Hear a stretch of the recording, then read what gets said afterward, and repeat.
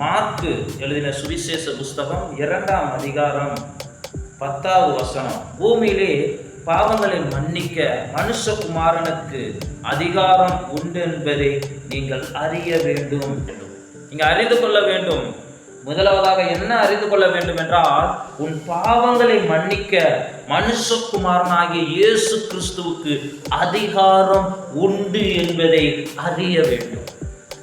ஐயோ, என் பாவத்தை மன்னிப்பாரா, என் பாவத்தை மன்னிக்க மாட்டாரா, நான் அப்படி பாவம் செஞ்சிருக்கிறேன், நான் இப்படி பாவம் செஞ்சிருக்கிறேன், என் பாவம் பெருசா இருக்குது, தேவன் ஏற்றுக்கொள்ள மாட்டார். இல்ல, அழகா சொல்லி இருக்கிறார், நீ எப்படிப்பட்ட பாவமாக செய்திருந்தாலும் பூமியிலே உன் பாவங்களை மன்னிக்க மனுஷகுமாரனுக்கு, உனக்காக கல்வாரி சிலுவையில் ரத்தம் சிந்தின மனுஷகுமாரனுக்கு, உனக்காக பாடுகளை பட்ட மனுஷகுமாரனுக்கு, உனக்காக அடிகள் பட்ட மனுஷகுமாரனுக்கு, உனக்காக மரித்த மனுஷகுமாரனுக்கு, உனக்காக திரும்பவும் 3ஆம் நாள் உயிரோடு எழுந்து மரணத்தை ஜெயித்து சிங்காசனத்தில் பரலோகத்தில் வீற்றிருக்கிற மனுஷகுமாரனுக்கு அதிகாரம் உண்டு.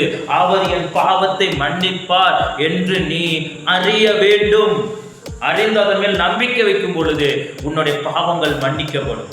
பிசாசு சொல்வான், உன் பாவம் மன்னிக்க மாட்டேன், இனிமே உன் பாவங்கள் இனி மன்னிக்கப்படாது, நீ இயேசுக்கு நம்பிக்கை துரோகம் பண்ணிட்ட, இயேசு உன்னை மன்னிக்கவே மாட்டார்னு.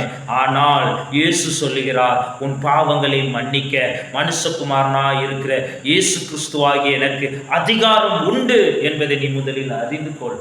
நீ எவ்வளவு பெரிய பாவமா செய்தாலும், துணிகர பாவமே செய்தாலும், மீறுதலுடைய பாவத்தோட செய்தாலும், அறிந்தே பாவத்தை செய்தாலும், இயேசு கிறிஸ்துவிடம் வந்து அவர் இனிமே இந்த தவறு செய்ய மாட்டேன், என்னை ஒரு விஷயம் ஏற்றுக்கொள்ளுங்கப்பா என்று சொல்லி அவரிடம் உன்னை அறிக்கையிட்டு உன்னை ஒப்பு கொடுக்கும் பொழுது உன் பாவத்தை மன்னிக்க அதிகாரம் படைத்த இயேசு கிறிஸ்து உன் பாவத்தை மன்னிப்பார்.